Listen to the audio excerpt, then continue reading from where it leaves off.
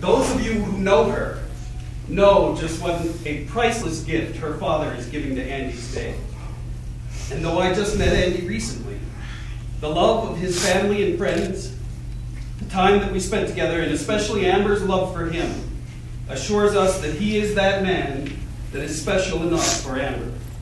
I want to assure everyone that though this is my very first wedding as a Christian, I am an ordained minister through the Universal Life Ministry, so everything I say today is official, even if it may sometimes sound like I'm suffering from altitude sickness, which I probably am.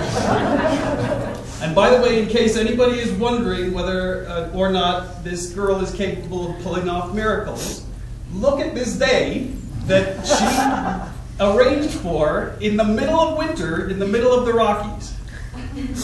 It is a miracle. So, Andy and Amber, this is one of the most important days of your lives. As you begin your life together, I want you to realize the person you're marrying is not the same person you're going to be married to 50 years from now. That person will be constantly changing in careers, changing mentality, and you're committing to stay with them through all those changes, whether they're for better or worse. My wife Louise and I celebrated 25 years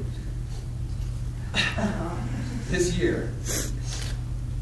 And back then, she didn't know what she was getting, because back then I looked just like Brad Pitt. Actually, that's probably a bad example since we still look so much alike. That should not have gotten that big a laugh.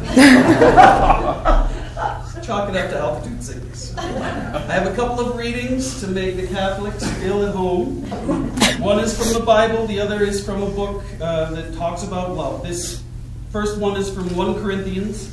It's the part just before what is traditionally read at most weddings. If I speak in the tongues of men and of angels, but have not love, I am only a resounding gong or a clanging cymbal.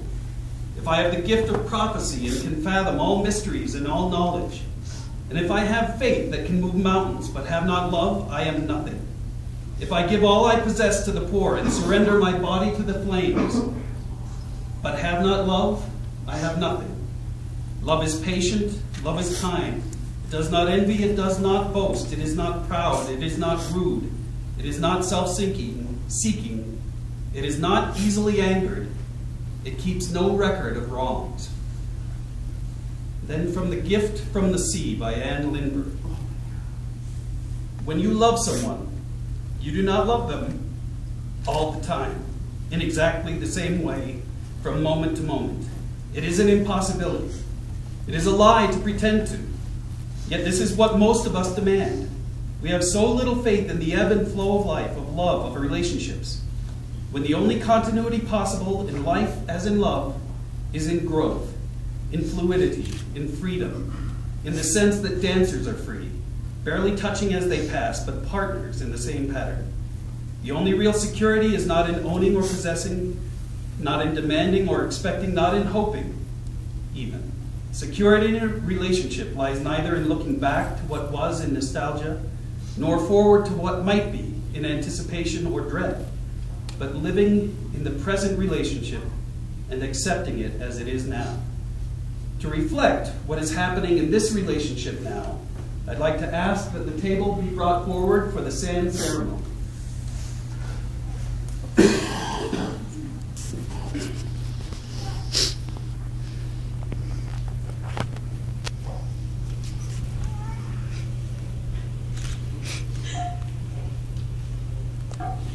Andy and Amber, this beautiful union is symbolized through the combining of these two individual containers of sand. The sand closest to Amber represents who she is, her personality, individuality, values, and all of her life experiences. The sand nearest Andy represents who he is, his ideals, thoughts, passions, and life trials. Each container holds its own unique beauty, strength, and character. They can stand alone, on their own, and be whole without need of anything else. However, when these two are blended together, they will create a more intricate entity. Each grain of sand will bring to the mixture a lasting beauty that forever enriches the combination. So would you both start to pour your containers into the center container.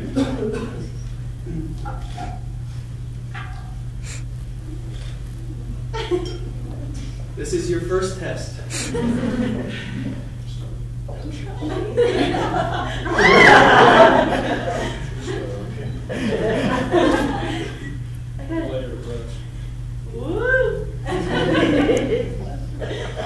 That's good. Now you get some. Life is sometimes messy. There will be spills. As the couple pours the sand into the common container and on the table, it symbolizes the union of their two lives.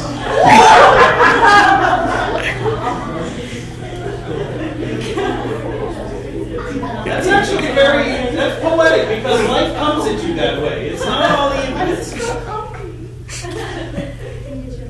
It's part of the nature of life. Just as these grains of sand can never be separated and poured again into their containers, so will your marriage be a molding of two personalities, bonding together, forming one heart and one love.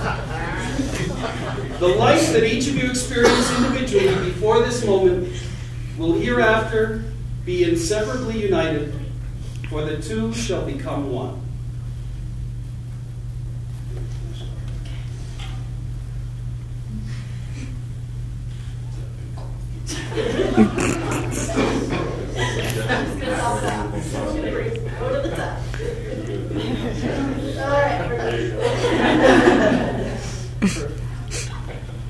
Let's place this in here.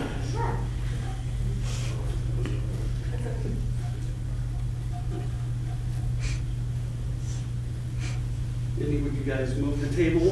Thank you.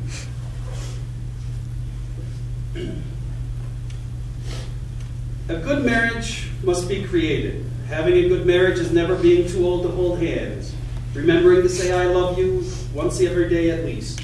Never going to sleep angry. Standing together and facing the world. It is forming a circle of love that gathers in the whole family, not taking each other for granted. It is doing things for each other, not out of the attitude of duty or sacrifice, but in a spirit of joy. It's giving each other an atmosphere in which each can grow, having the capacity to forgive and not bring it up later. It is not looking for perfection in each other. It is cultivating flexibility, patience, understanding, and a sense of humor. It is a common search for the good and beautiful in each other, not only marrying the right partner, it is being the right partner. And that applies whether the changes in your life are small, like dealing with someone breaking into your car, with a sense of perspective and humor, which Andy demonstrated this week, or whether those changes are massive, like friends and relatives passing, buying a house, or having children.